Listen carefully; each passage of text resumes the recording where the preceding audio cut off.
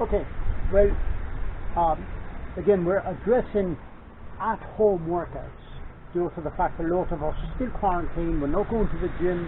The fitness centre is closed, so we need to get the workout. But maybe we can't get to the gym, so we have to do it at home. So today we're going to work on abs, and we're going to do my ab matrix. Now we're going to do this with form intensity.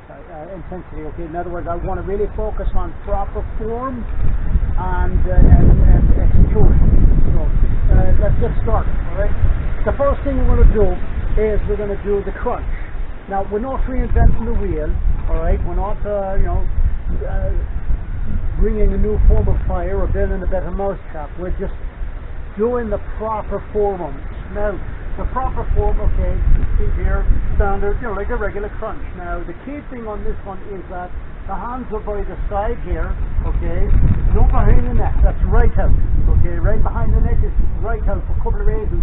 One, it's a bit of a cheat, and two, we have a tendency to pull on the neck like that, and it's not good at all, okay.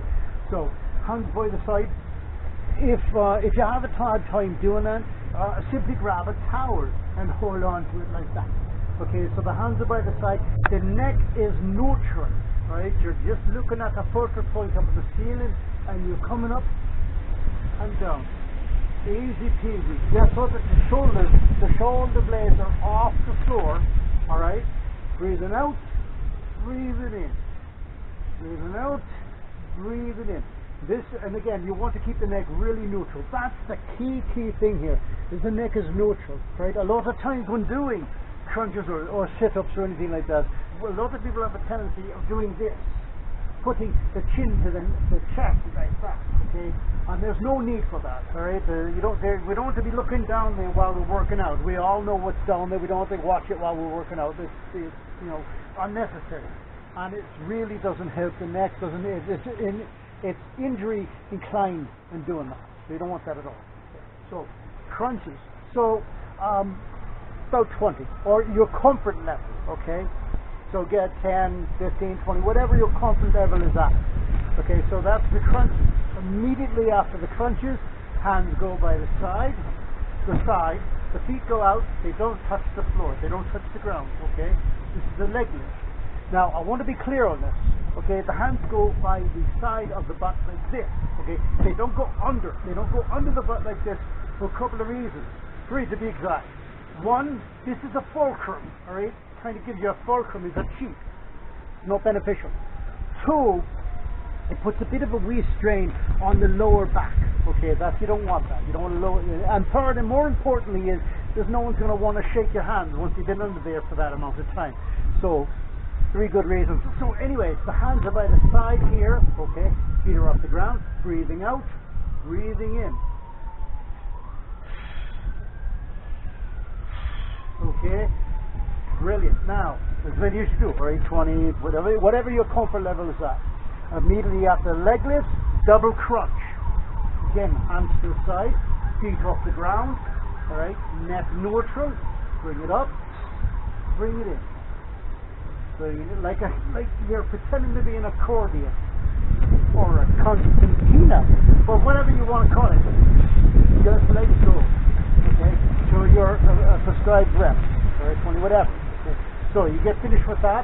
Immediately after that, we're going into what we call the figure 4, and we'll do it from this angle so you can see the proper move. Okay, so again, neck is neutral. I can't stress that enough. The neck is neutral because you don't want to put a strain in it while doing this. So from here, you're going to reach over like so. The hand that is not reaching is clasped by the side. The hand that is reaching goes over. The shoulder is clasped to the floor. This is your fulcrum, okay? This is where you're going up. What you're trying to actually do is keep everything out steady and reach up to the point where the elbow aligns with the knee. Right, this is going to work on the obliques really, really well. So do reps on one side, reps on the other, okay? Where your rep amount is, whether it's 10, 15, 20, whatever. The last one is a variant. You can either do one or the other. It really makes no difference. I mean, if you can think of something else, it's fine. But one of the variants is what we call the dead bug or the toe touch. Again, you're going to do as many as you find these prescriptions. The trick is to try to get up there and touch the toes. Remember, the proper breathing, okay, is when you exhale, you breathe out, breathe in. If you want a good or a simple way to remember it, remember that it's breathe out on the hard part, breathe in on the easy part. If it's difficult both ways, do your best not to pass out. So, either those, okay, or fingertips to palm. Again, neck neutral, the fingertips are on the leg like so. Breathe out, breathe in. Now notice my hand do not leave the leg. Here's the fingertips, here's the palm. Fingertips, palm, just like so.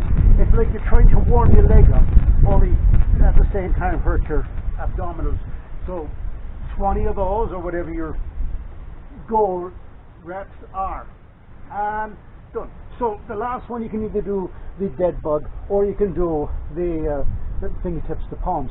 And so that's 5 different exercises for the abs. Okay, now do your first set, rest 30 to a minute, give or take. Do your second set. If you're feeling saucy, do a third set. That's perfectly fine. Alright. Worry the next day about coughing, laughing, sneezing, moving in general, but you can still do however many you want. It's a free country till I become president. Okay, now the key thing about these, like I said, is it's mostly about proper form, and that's what you really want to focus on. So is to avoid injuries, avoid straining the neck, because a lot of times, especially with the figure fours, a lot of people have a strain on the neck. And forgive me, we're doing this outside, and this may come as a shock, but it's Idaho, so it's a bit blowy out there. I know some of you may say, how is that possible? But so it's a bit noisy on the audio. I apologize. Anyway, so that's the ab matrix. Okay, start off with, like I said, start off with 10, start off with 12, 15, whatever, and then build yourself up. And this way you'll really get all the abs. Okay, you're getting all the attributes. You're getting the upper abs with the crunches, the lower abs, which are the toughest ones. Okay, the lower abs with the leg lift.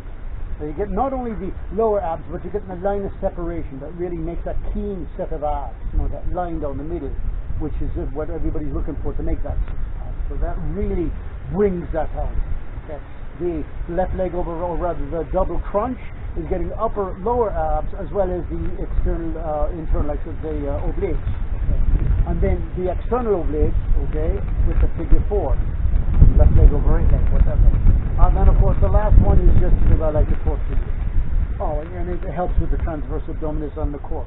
So, there you go. Try those.